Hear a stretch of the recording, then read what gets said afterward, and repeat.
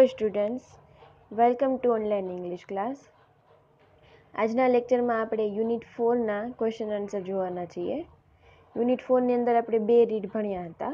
એમાંનું પહેલું રીડ છે mind, body અને મેડિસિન.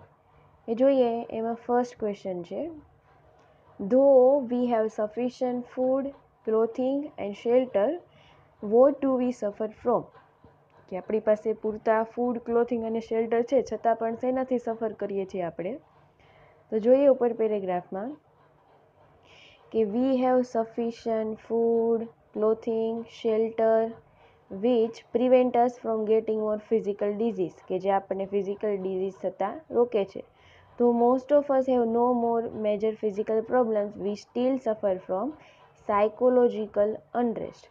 બરાબર, કે though most of us have no major physical problems, કે કોઈ મોટી ફિઝિકલ પ્રોબ્લેમ્સ નથી હોતી, છતાં પણ શેનાથી આપણે સફર કરીએ છીએ? તો સાયકોલોજીકલ અનરેસ્ટ. મતલબ કે બંને પ્રોબ્લેમ છે એ થાય જ છે. તો અહીંયા પરથી તમારે આન્સર જાતે બનાવવો પડશે કે though we have sufficient food, clothing and shelter, we suffer from psychological effects and physical problem. બરાબર, આ રીતનો આન્સર છે એ તમારે બનાવવો પડશે. સેકન્ડ ક્વેશ્ચન છે, what is the effect of negative emotions on body? કે નેગેટિવ ઇમોશન્સ છે, જે નકારાત્મક લાગણીઓ છે, તેની શરીર પર શું અસર થાય છે? તો છે કે negative emotions weaken our physical energy and prevent us from doing our desired things, કે આપણી જે ફિઝિકલ એનર્જી છે એને વીક કરે છે અને આપણે જે કરવું છે એ કરતાં આપણને રોકે છે. મતલબ કે આપણી અંદર છે એ આળસ પેદા કરે છે. તો પેરેગ્રાફમાં ક્યાં મળશે આન્સર? તો જોઈએ કે અહીંયા છે કે it can lead to weakening of our physical energy and prevent us from doing what we really want to do. આ જે what we really want to do છે એના માટે મેં નીચે લખ્યું છે કે ડિઝાયર થિંગ્સ. બરાબર, તમે આ પણ લખી શકો એઝ ઇટ ઇઝ. તો આ બે છે તેની ઇફેક્ટ થાય છે. બીજો પેરેગ્રાફ જોઈએ. અકોર્ડિંગ ટુ આયુર્વેદ વાળો પેરેગ્રાફ છે, જેમાં ફર્સ્ટ ક્વેશ્ચન છે, what is responsible for physical disease? કે ફિઝિકલ ડિઝીઝ માટે શું રિસ્પોન્સિબલ છે? તો ફિઝિકલ ડિઝીઝ માટે એક્સટર્નલ ફેક્ટર્સ, જે કહેવા કે external factors like wrong diet or exposure to pathogens are responsible for physical disease. કે બહારના કોઈ એવા જીવાણુ કે બહારનો કોઈ ખોરાક ખાવાથી તમારા જે ફિઝિકલ ડિઝીઝ છે એ થાય છે. તો ક્યાં છે આન્સર? જોઈએ કે external factors like wrong diet or exposure to pathogens. બરાબર, આ છે તમારો ફર્સ્ટ આન્સર છે. બીજો ક્વેશ્ચન જોઈએ તો vote is responsible four mental disease? કે મેન્ટલ ડિઝીઝ માટે શું રિસ્પોન્સિબલ છે? તો ઇન્ટરનલ ફેક્ટર્સ. ઉપર હતા એક્સટર્નલ ફેક્ટર્સ, અહીંયા શું આવશે? Internal factors like wrong use of sense and increase of negative emotions, કે લાગણીઓનો ગલત ઉપયોગ એટલે કે ખોટો ઉપયોગ, અને બીજું છે કે નેગેટિવ ઇમોશન્સ છે તે બંને. તો જોઈએ પેરેગ્રાફમાં કે પેરેગ્રાફમાં તમને આન્સર મળશે મેન્ટલ ડિઝીઝ માટે કે mental disease rises from mainly internal factors. કયા કયા? તો like wrong use of senses and the increase of negative emotion. તો આ છે તમારો બીજો આન્સર. જોઈએ આગળનો પેરેગ્રાફ. આમાં હજુ એક ક્વેશ્ચન છે કે why should we develop the habit of positive thinking? કે આપણે પોઝિટિવ થિંકિંગની હેબિટ શા માટે ડેવલપ કરવી જોઈએ? તો we should develop the habit of positive thinking because it has a good positive effect on our emotions, કે કારણ કે તેને આપણા ઇમોશન પર એક સારી ઇફેક્ટ થાય. તો જો જોઈએ પેરેગ્રાફની અંદર આન્સર ક્યાં મળશે આપણને? તો we ought to develop the habit of positive thinking. એનું રીઝન શું છે? તો કારણ કે it has a good positive effect on emotion. આ છે તમારો આન્સર. જોઈએ આગળનો પેરેગ્રાફ ક્વેશ્ચન છે, how can acute disease and lasting disease be treated? કે એક્યુટ ડિઝીઝ અને લાસ્ટિંગ ડિઝીઝ છે કઈ રીતે ટ્રીટ કરી શકો? તો acute disease have almost entirely physical causes and can be treated purely on a physical level. કે acute disease છે એ ફિઝિકલ કારણોને લીધે થાય છે, તેને આપણે ફિઝિકલ લેવલે ટ્રીટ કરી શકીએ. જ્યારે ઓલ લાસ્ટિંગ ડિઝીઝ છે એની સાયકોલોજીકલ કોઝ હોય, એટલે કે મેન્ટલ રિગાર્ડિંગ હોય, કે સાયકોલોજીકલ કારણ હોય તેથી તમે તેની જે છે એ સાયકોલોજીકલ ઇફેક્ટ હોય છે. તો જોઈએ કે કઈ રીતે આન્સર મળશે. તો acute disease have almost entirely physical causes. તો એ છે અહીંયા કે some disease like acute infection, તો એ એક્યુટ ડિઝીઝ છે તો have almost entirely physical causes and can be treated purely on a physical level. જ્યારે મેન્ટલ માટે છે કે એ બાજુમાં લખ્યું છે લાસ્ટિંગ ડિઝીઝ માટે, કે એવા જે ડિઝીઝ છે જેને સાયકોલોજીકલ કોઝ અને all lasting disease have psychological effects. તો એમાંથી તમારે આન્સર બનાવવાનો કે while all lasting disease have psychological cause and psychological effects. બરાબર. આગળ જોઈએ, what do physical disease lead to, કે ફિઝિકલ ડિઝીઝના લીધે શું થઈ શકે છે. તો physical disease lead to dietary problems, કે પાચનને લગતી પ્રક્રિયાઓ, કે which train the heart and nerves and weaken the physical body, કે જેના લીધે હાર્ટ અને નર્વ્સ છે તેનો દુખાવો અને કે ફિઝિકલ બોડી છે તે પણ તમારી શું થાય છે, વીક થાય છે. તો જોઈએ ક્યાં આન્સર મળશે કે which may result in to physical troubles. તો કઈ ફિઝિકલ ટ્રબલ્સ થાય છે, તો they lead to dietary problems, strain the heart and nerves and weaken the physical body. આ છે તમારો આન્સર. જોઈએ આગળનો પેરેગ્રાફ. એમાં ફર્સ્ટ ક્વેશ્ચન છે what does Ayurveda connect us with and how, કે આયુર્વેદ છે આપણને શેની સાથે કનેક્ટ કરે છે અને કઈ રીતે. તો આન્સર છે કે Ayurveda connect us with the source of creativity and happiness. અને કઈ રીતે, તો within our cells by showing us how to live in a state of balance in which fulfilment is a matter of being not of having. કે આયુર્વેદ છે એ આપણને creativity અને happiness સાથે connect કરે છે. જોઈએ પેરેગ્રાફમાં ક્યાં આન્સર મળશે. Ayurveda on the other hand teaches harmony with nature, simplicity and contentment as key to well-being. It shows us how to live in a state of balance in which fulfillment is a matter of being, not of having, and it connects us with the source of creativity and happiness within ourselves. બરાબર. તો આ રીતે તમારે અહીંથી answer બનાવવાનો છે કે આયુર્વેદ છે કનેક્ટ કરે છે, કે it connect us with the source of creativity and happiness within our self. અને એ પછી આ લાઈન તમારે જોઈન કરવાની છે કે બાય શોઈંગ અસ. બરાબર. અહીંથી જોઈન કરવાનું છે કે by showing us how to live in a state of balance in which fulfilment is a matter of being not of having. આ રીતે આન્સર બનશે. આગળનો ક્વેશ્ચન જોઈએ. How does Ayurveda provide a real solution to our health problem. Ayurveda છે આપણી health problem માટે real solution કઈ રીતે પ્રોવાઈડ કરે છે. તો Ayurveda provides a real solution to our health problems by creating requirement four us to change how we live. કે એ કેવી રિક્વાયરમેન્ટ્સ ઊભી કરે છે, તો એ ચેન્જ કરવા માટે હાઉ વી લીવ, આપણે જે જીવીએ છીએ એ રીત ચેન્જ કરવા માટે. થિંક, કે વિચાર બદલવા માટે, વિચાર ચેન્જ કરવા માટે. અને ઓબ્ઝર્વ. તો જોઈએ પેરેગ્રાફમાં ક્યાં આન્સર મળશે કે Ayurveda provides a real solution to our health problem which requires to change how we live, think and observe. તો આ છે તમારો અહીંયા બેઠો આન્સર બીજો. જોઈએ આગળ. Vote is the fourth level of Ayurveda healing, what does it require. કે ફોર્થ લેવલ આયુર્વેદ હિલિંગ શું છે અને તેની તે શું રિક્વાયર, તેની શું જરૂર છે તેના માટે. તો the fourth level of Ayurveda healing is awareness development, કે જાગૃતિ લાવવા માટે. It requires a spiritual approach of life. બરાબર. સ્પિરિચ્યુઅલ એટલે કે આત્મા સાથેનો જે અપ્રોચ છે એ જરૂરી છે. તો જોઈએ ક્યાં છે. તો અવેરનેસ માટે કે fourth level of Ayurveda healing is awareness development, first લાઇનમાં છે. અને this requires a spiritual approach to life. આ છે ફર્સ્ટ આન્સર. બીજો જોઈએ. Describe the quality of awareness in our life. કે આપણા જીવનની અંદર ક્વોલિટી ઓફ અવેરનેસ છે તેને ડિસ્ક્રાઇબ કરો. તો the quality of awareness is our ultimate expression, the essence of what we are. Our awareness is the only thing we can take with us until we die, કે આપણી જાગૃતતા છે તે એક જ વસ્તુ છે જે આપણે મરીએ ત્યાં સુધી આપણી સાથે રહે છે.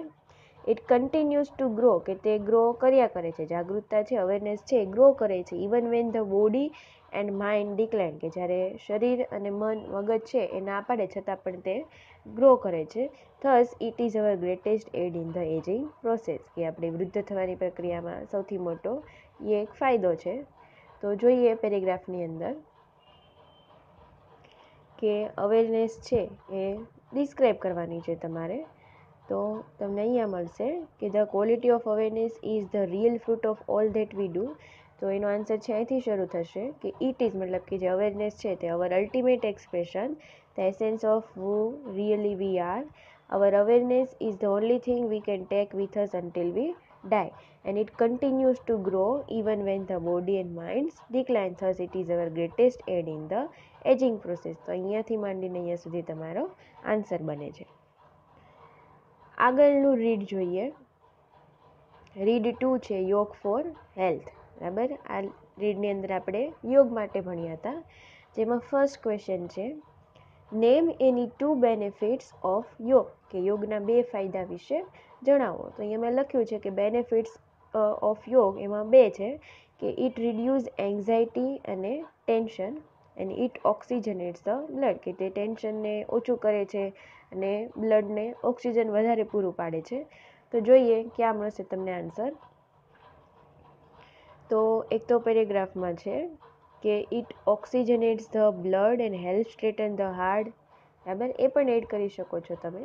મેં અહીંયા કોઈ 2 જ બેનિફિટ લખવાના કીધા છે એટલે મેં એ એક લખ્યો, અને બીજો કોઈ ક્યાંયથી મેં લીધો છે કે તે ટેન્શન અને એન્ઝાયટીને ઓછું કરે છે. બરાબર, તમે એમાંથી બીજા કોઈ પણ લખી શકો કે તે ડાયજેસ્ટિવ સિસ્ટમ માટે સારું છે, નર્વસ સિસ્ટમ માટે, રેસ્પિરેટરી સિસ્ટમને સપોર્ટ કરે છે, એ રીતે. પણ અહીંયા કોઈ 2 જ બેનિફિટ કીધા છે એટલે મેં 2 ગોતીને લખ્યા છે. આગળ જોઈએ કે give a suitable title to the pages, કે આ પેરેગ્રાફ છે તેને કોઈ સુટેબલ ટાઇટલ આપો. તો આ પેરેગ્રાફ તમે વાંચો તો તેમાં યોગના ફાયદા છે એટલે એને આપણે ટાઇટલ આપ્યું છે બેનિફિટ્સ ઓફ યોગ, કે યોગના ફાયદા. આગળનો પેરેગ્રાફ જોઈએ. ફર્સ્ટ ક્વેશ્ચન છે વોટ કેપેસિટી હેઝ યોગ, કે યોગની શું કેપેસિટી છે, શું ક્ષમતાઓ છે. તો યોગ has capacity to bring about fundamental transformation in the individual, કે વ્યક્તિની અંદર તે પાયાથી કોઈ પણ ચેન્જ છે, પરિવર્તન છે એ કરી શકે છે. તો જોઈએ ક્યાં બને છે તમારો આન્સર. તો લાસ્ટ લાઇન છે yoga has capacity to bring about fundamental transformation in the individual. તો આ છે તમારો આન્સર. બીજો ક્વેશ્ચન જોઈએ.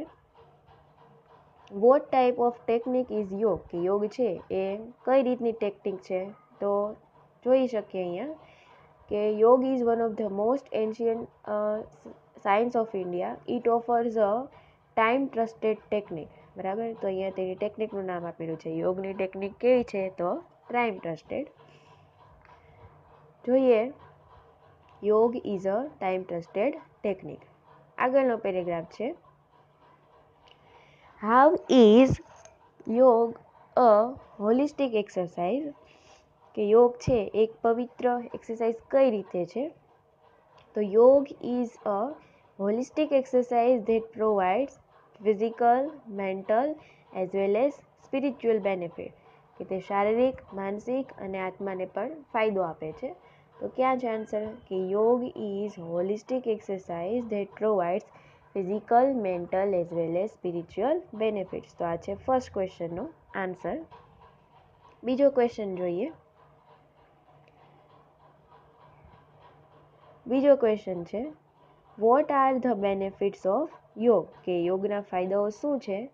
તો yoga provides workout for muscles, it benefits joints, ligaments and the skeletal system by improving flexibility and balance, કે યોગ છે તો એ મસલને વર્કઆઉટ આપે છે, કસરત આપે છે, અને જોઇન્ટ્સ છે, સાંધાઓ, લિગામેન્ટ્સ અને સ્કેલેટલ સિસ્ટમ માટે પણ તે બેનિફિટ ફાયદાકારક છે, કે તેની ફ્લેક્સિબિલિટી અને બેલેન્સ છે તે ઇમ્પ્રૂવ કરે છે.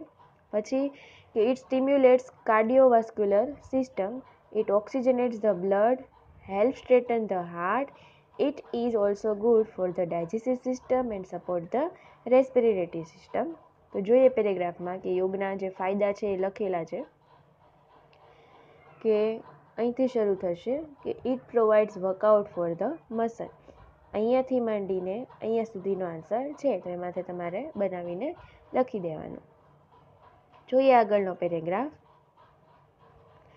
વોટ ઇઝ સૂર્ય નમસ્કાર, વોટ ડઝ ઇટ ઇન્ક્લુડ? કે સૂર્ય નમસ્કાર શું છે અને તે શું ઇન્ક્લુડ કરે છે? તો Surya Namaskar is an ancient pattern of યોગ, કે પ્રાચીન યોગની પેટર્ન છે. It is a complete meditative technique, કે એક પૂરી સંપૂર્ણ રીતે ધ્યાનની ટેકનિક છે. તે શું ઇન્ક્લુડ કરે છે? તો આસન એન્ડ પ્રાણાયામ. અને it is a combination of 12 different posture, કે તેમાં અલગ અલગ 12 પોસ્ચર્સ હોય છે. તો જો એ પેરેગ્રાફમાં ક્યાં મળશે તમને આન્સર?